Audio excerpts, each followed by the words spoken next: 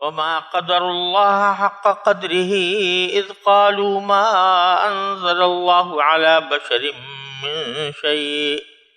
قل من أنزل الكتاب الذي جاء به موسى نورا وهدى للناس تجعلونه قراطيس تبدونها وتخفون كثيرا وعلمتم ما لم تعلموا أنتم ولا آباؤكم قل الله ثم ذرهم في خوضهم يلعبون وهذا كتاب أنزلناه مبارك مصدق الذي بين يديه ولتنذر القرى ومن حولها والذين يؤمنون بالآخرة يؤمنون به وهم على صلاتهم يحافظون ومن أظلم ممن افترى على الله كذبا أو قال أوحي إلي ولم يوحى إليه شيء ومن قال سأنزل مثل ما أنزل الله ولو ترى إذ الظالمون في غمرات الموت والملائكة باسطوا أيديهم أخرجوا أنفسكم اليوم تجزون عذاب الهون بما كنتم تقولون على الله غير الحق وكنتم عن آياته تستكبرون ولقد جئتمونا فرادا كما خلقناكم أول مرة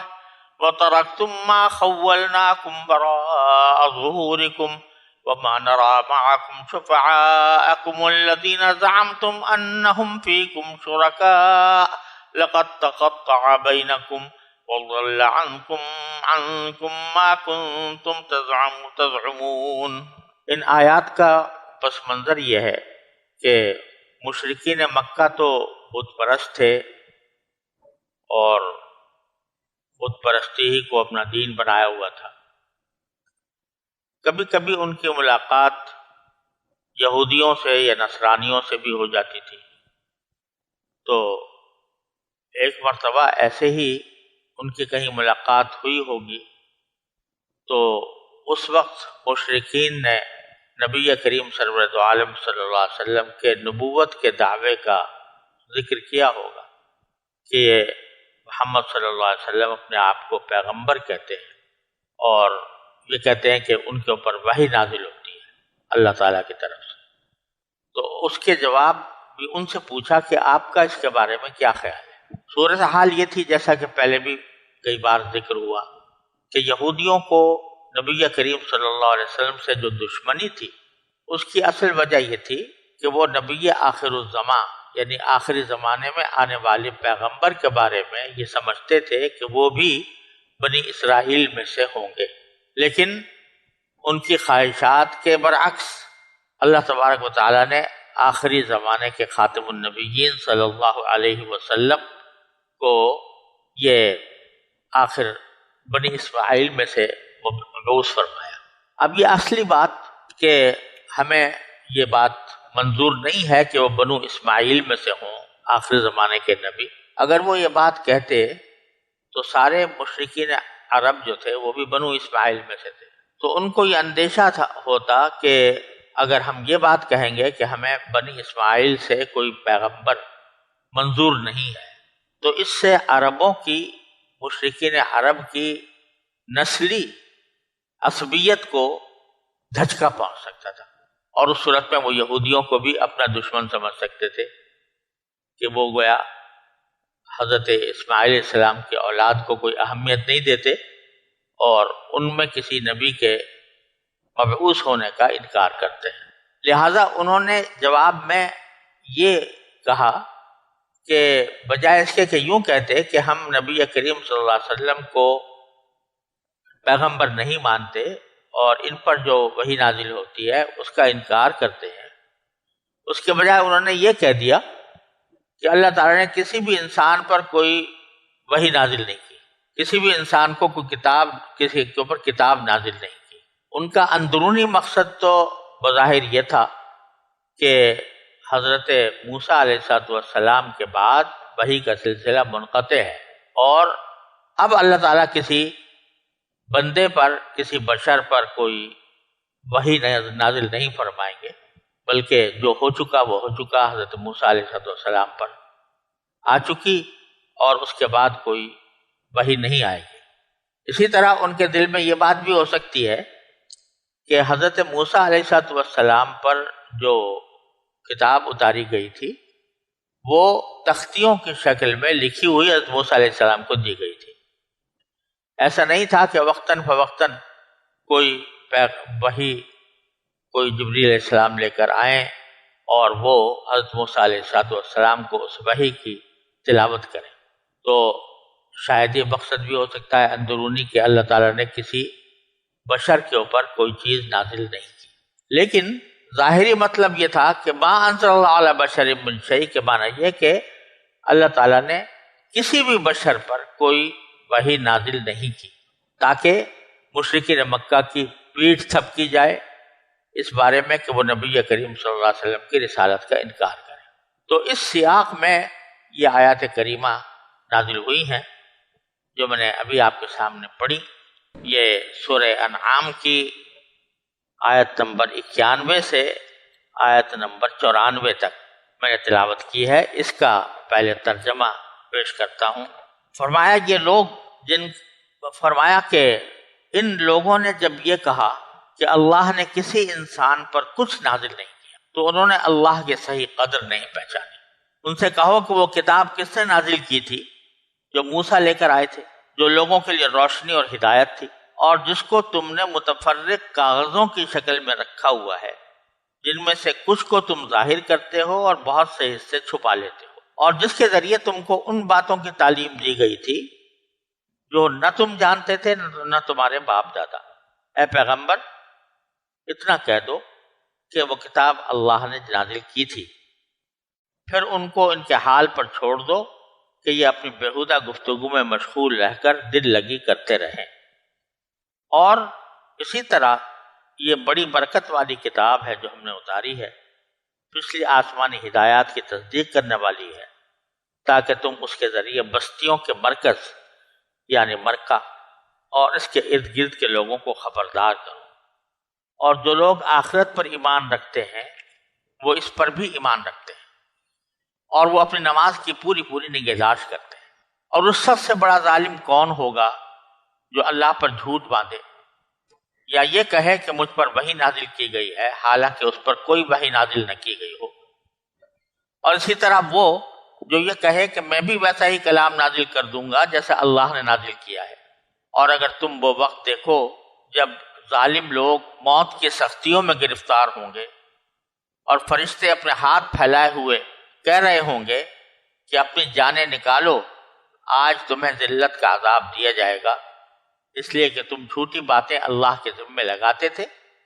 اور اس لیے کہ تم اس کی نشانیوں کے خلاف تکبر کا رویہ اختیار کرتے تھے. پھر قیامت کے دن اللہ تعالیٰ ان سے کہے گا کہ تم ہمارے پاس اسی طرح تنہا آ گئے ہو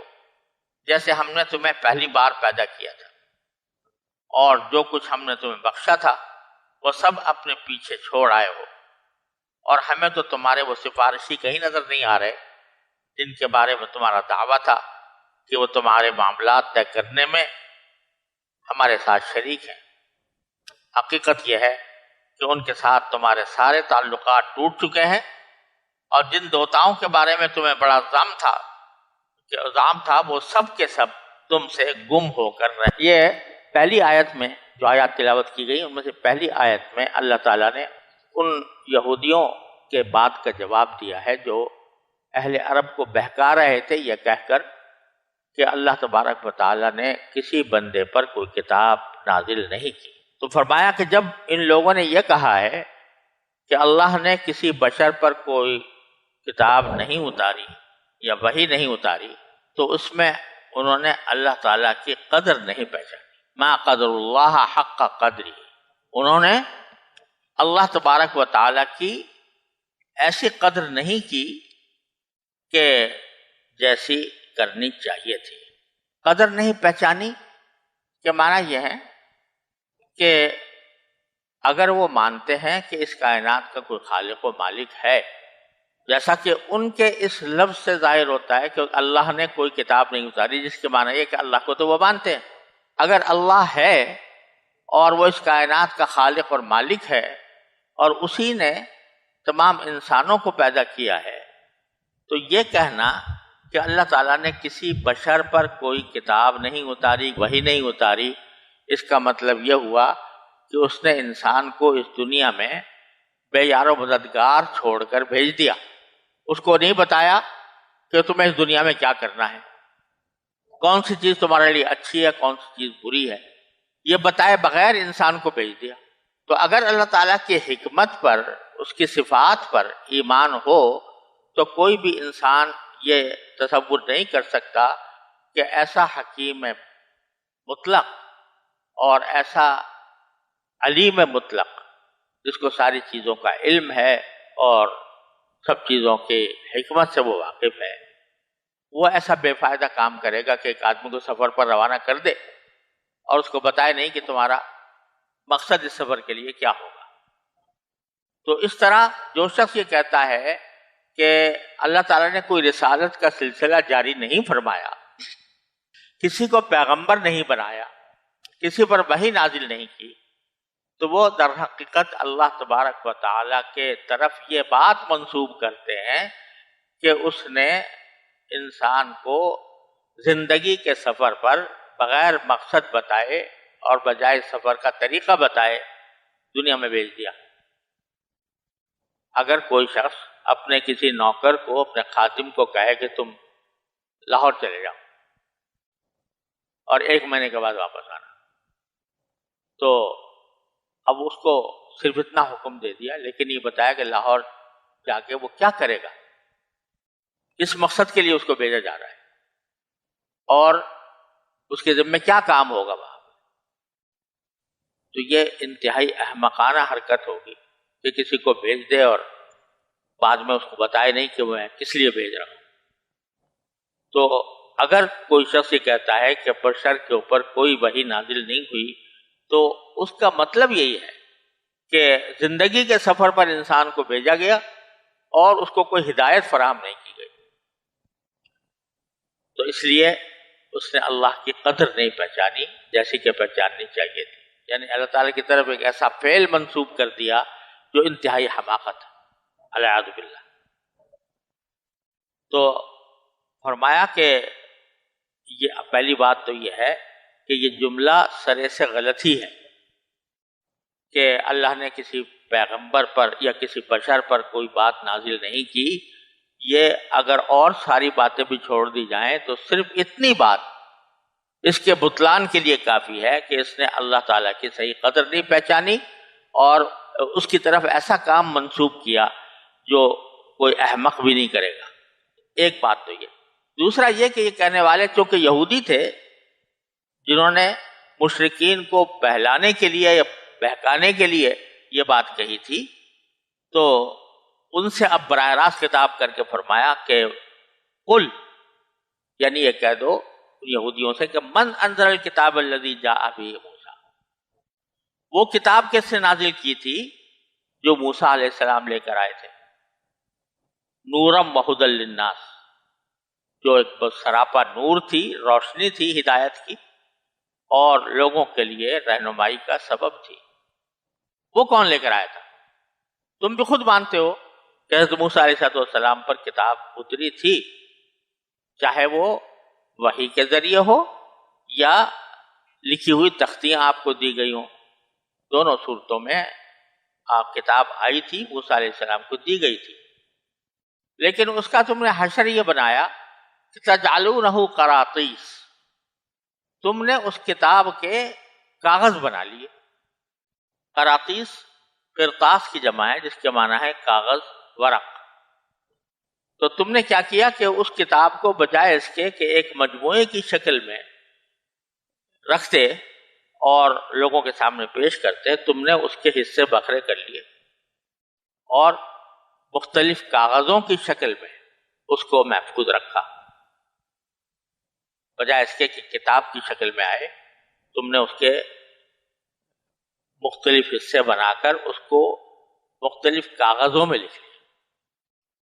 اور اس کاغذوں پر لکھنے کا مقصد یہ تھا کہ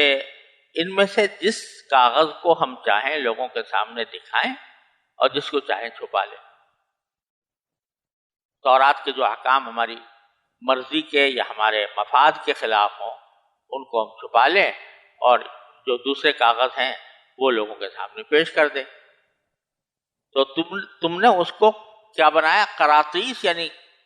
ورقوں کی شکل میں بنایا، تبدونہا کہ وہ ورقوں کی شکل میں لوگوں کے سامنے پیش کرتے تھے، وہ تخفون کثیرا، اور بہت سے حصے تم چھپا لیتے تھے۔ اور اس سے یہ بات معلوم ہو رہی ہے کہ جو چھپاتے تھے وہ بہت تعداد میں تھیں آیتیں جن کو چھپایا ہوا تھا۔ کن چیزوں کو چھپایا ہوا تھا؟ ایک تو وہ آیتیں جو ان کی خواہشات کے خلاف تھیں، ان کو چھپایا ہوا تھا، لوگوں کے سامنے ظاہر نہیں کرتے تھے۔ دوسرے وہ آیتیں تورات کی جو آنے والے انبیاء سے متعلق تھی۔ تورات کے اندر حضرت عیسیٰ علیہ السلام کی تشریف آوری کا بھی ذکر ہے کہ وہ تشریف لائیں گے، مگر اس کو چھپا رکھا تھا۔ اور پھر سب سے بڑی بات یہ ہے کہ خاتم الانبیاء نبی کریم سرورت عالم صلی اللہ علیہ وسلم کی تشریف آوری کا بھی ذکر تھا، اس کو بھی چھپائے بیٹھے تھے۔ وہ فرمایا کہ وہ کتاب جو اللہ نے نازل کی تھی ان کا تو تم نے یہ حشر بنایا کہ بجائے اس کے کہ اس کے تمام احکام پر عمل کرتے، لوگوں کو اس کی تبلیغ کرتے، اس میں سے کچھ حصہ چھپا لیتے تھے، کچھ حصہ ظاہر کر دیتے تھے۔ وَعُلِّمْتُمْ مَا لَمْ تَعْلَمُوا أَنْتُمْ وَلَا آبَاؤُكُمْ، اور اس کتاب میں تمہیں وہ باتیں سکھائی گئی تھیں، ان باتوں کا علم دیا گیا تھا جو اس سے پہلے نہ تم جانتے تھے نہ تمہارے آباء و اجداد جانتے تھے۔ وہ کتاب کس نے نازل کی تھی؟ آگے فرمایا قُلِ اللَّهُ، نبی کریم صلی اللہ علیہ وسلم سے خطاب کرتے فرمایا کہ وہ جواب دیں یا نہ دیں اس سوال کا، آپ کہہ دیجئے ظاہر بات ہے کہ وہ اللہ ہی نے نازل کی تھی، یعنی اس میں کوئی شک کی گنجائش نہیں ہے کہ اس کا جواب وہ بھی یہی دیں گے کہ اللہ نے دی تھی، اور اس کے سوا کوئی اور جواب ہو بھی نہیں سکتا۔ لہذا آپ کہہ دیجئے کہ اللہ نے وہ کتاب نازل کی تھی، اور جب وہ کتاب نازل کر سکتا ہے تو خاتم الانبیاء صلی اللہ علیہ وسلم کے اوپر بھی کتاب نازل ہوا سکتا ہے۔ یہ کہہ کر ان پر حجت تمام کر دیجئے۔ ثم ذرہم فی خوضہم یلعبون، پھر جب وہ ہٹ درمی پر آمادہ ہیں تو ان کو ان کے حال پر چھوڑ دو۔ ذرہم، ان کو ان کے حال پر چھوڑ دو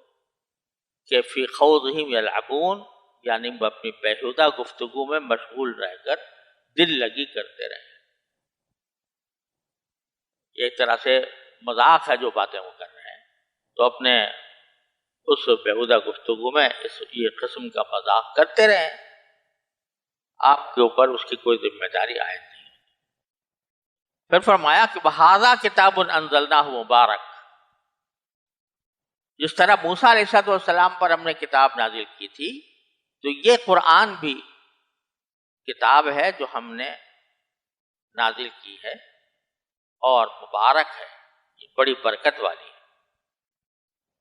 اور نہ صرف یہ کہ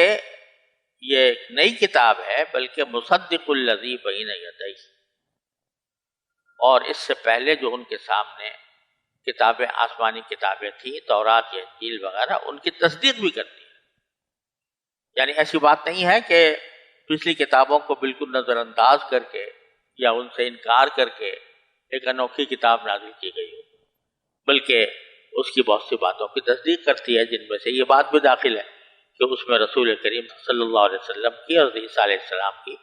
تشریف آوری کی بشارتیں دی گئی۔ وَلِتُنذِرَ أُمَّ الْقُرَىٰ وَمَنْ حَوْلَهَا،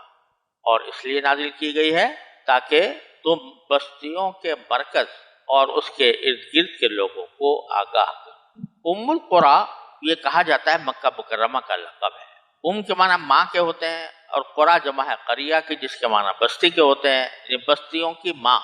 گویا بستیوں کا اصل مرکز، کیونکہ اس میں کعبہ مشرفہ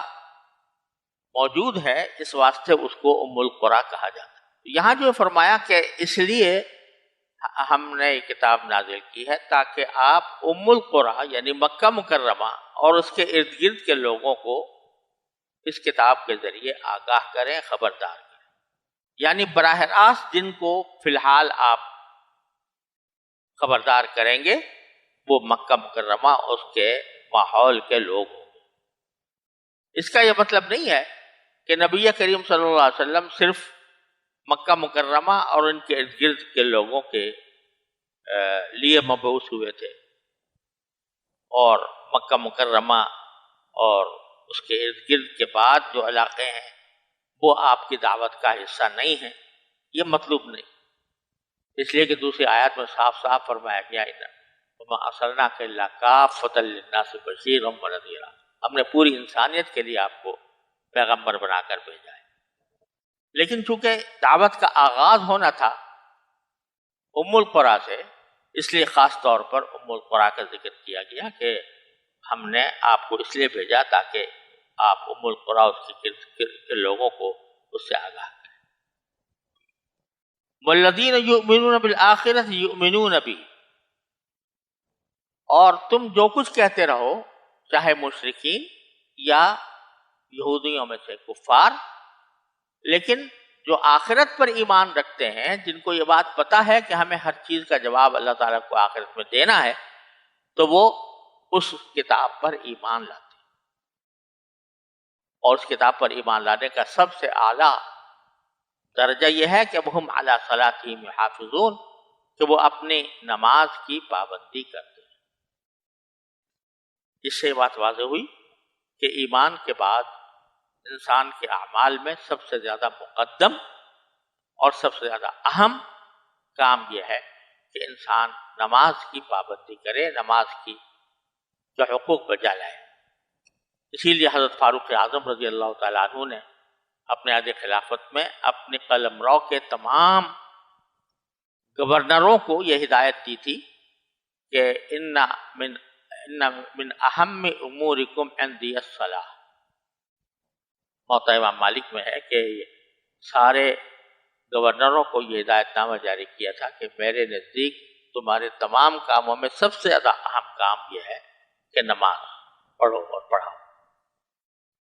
تو جو شخص نماز کی پابندی کرے گا تو اس کے دوسرے کام بھی درست ہوں گے، اور فرمایا وَمَنْ ضَيَّعَهَا فَهُوَ لِمَا سِوَاهَا أَضِيَعُ، جو نماز ہی کو ضائع کر دے گا، یعنی اس کے حقوق ادا نہیں کرے گا، نماز نہیں پڑھے گا، پابندی نہیں کرے گا، تو وہ دوسرے کام اس کے زیادہ برباد ہوں۔ اس لیے اللہ تعالیٰ نے ایمان کے بعد یہاں خاص طور پر نماز کا ذکر کیا کہ ایمان لاتے ہیں، اور اس ایمان کا جو سب سے بڑا تقاضا ہے یعنی نماز، اس کی پابندی کرتے ہیں۔ پھر آگے فرمایا وَمَنْ أَظْلَمُ مِمَّنِ افْتَرَىٰ عَلَى اللَّهِ كَذِبًا أَوْ قَالَ أُوحِيَ إِلَيَّ وَلَمْ يُوحَ إِلَيْهِ شَيْءٌ، اس آدمی سے زیادہ ظالم کون ہوگا جو اللہ تعالیٰ کے اوپر جھوٹ باندھے یا یہ کہے کہ مجھ پر وحی نازل ہوئی ہے حالانکہ اس پر وحی نازل نہ ہوئی ہو۔ وَمَنْ قَالَ سَأُنزِلُ مِثْلَ مَا أَنزَلَ اللَّهُ، اور جو یہ کہے کہ میں بھی ویسی وحی اتار سکتا ہوں جیسے کہ اللہ نے اتاری ہے۔ اس سے ایک طرف تو نبی کریم صلی اللہ علیہ وسلم کی رسالت کا اس بات مقصود ہے کہ حضرت محمد صلی اللہ علیہ وسلم کی تمام حیات طیبہ لوگوں کے سامنے کھلی کتاب کی طرح تھی، کبھی انہوں نے کسی کے ساتھ جھوٹ نہیں بولا۔ تو یہ کیسے ہو سکتا ہے کہ وہ عام گفتگو میں تو جھوٹ بولے نہیں اور پھر اللہ کے اوپر ایک بہتان لگا دیں؟ تو لہٰذا نبی کریم صلی اللہ علیہ وسلم سے یہ بات ممکن ہی نہیں ہے کہ وہ جھوٹ باندھے۔ دوسرے اس میں اشارہ بعض مشرکین کے قول کی طرف بھی ہے کہ بعض مشرکین نے بعض مواقع پر یہ بات کہی تھی کہ بھئی کیا ہے یہ جو قرآن جو آیا ہے جس کو یہ وحی کہتے ہیں، یہ تو کوئی ایسی خاص چیز نہیں ہے، یہ پچھلے لوگوں کی داستانیں اس میں مذکور ہیں، تو ہم بھی ایسے ہی بنا سکتے ہیں۔ لو نشاء ایک موقع پر کہا تھا کہ لو نشاء لقلنا مثل ھذا، کہ اگر ہم چاہیں تو اس جیسی بات ہم بھی بنا سکتے ہیں، ان ہی الا اساطیر الاولین۔ تو یہ ان کا قول یہ تھا. تو ہم بھی یہ کر کے اور پھر اللہ کی طرف منسوب کر سکتے ہیں. تو ان کی طرف بھی روئے سخن ہے کہ اس سے بڑا ظالم کون ہوگا جو اللہ پر جھوٹ باندھے یا یہ کہے کہ میرے اوپر وحی نازل ہوئی ہے، یا یہ کہے کہ میں بھی اس جیسا کلام اتار سکتا ہوں جیسا کہ اللہ نے اتارا ہے. ان سب لوگوں کا جو شرک کر رہے ہیں، جو اس کتاب قرآن کریم کی تکذیب کر رہے ہیں اعوذ باللہ، یا نبی کریم صلی اللہ علیہ وسلم کی نبوت سے انکار کر رہے ہیں، ان کا آخری انجام یہ ہوگا کہ وَلَوْ تَرَى، مگر آپ یہ دیکھیں منظر تو بڑا ہولناک منظر ہوگا کہ اِذِ الظَّالِمُونَ فِي غَمَرَاتِ الْمَوْتِ، جب یہ ظالم لوگ موت کی سختیوں میں ہوں گے، یعنی موت ان کے اوپر طاری ہو رہی ہوگی، نزع کا عالم ہوگا،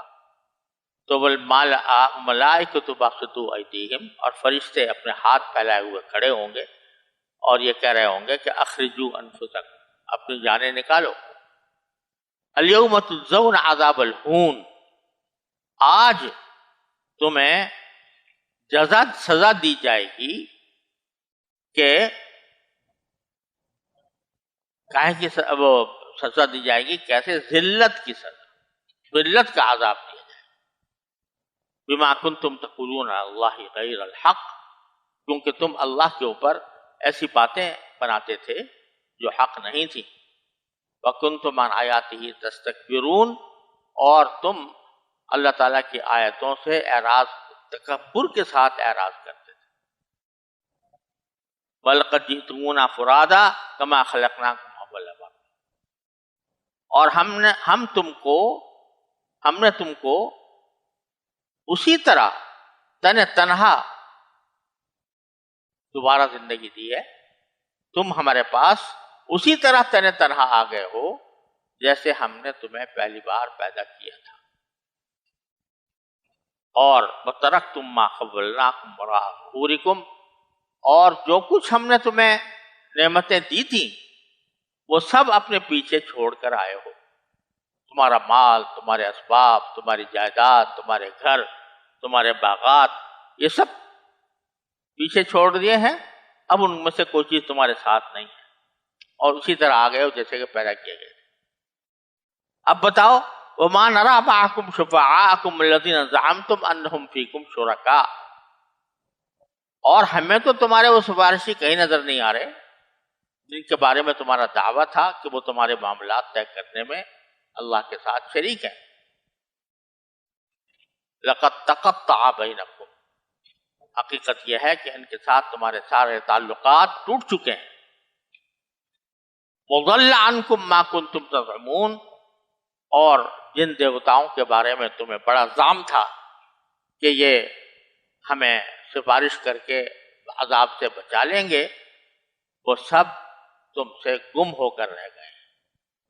ضَلَّ عَنْكُمْ، غائب ہو گئے ہیں، گم ہو گئے ہیں.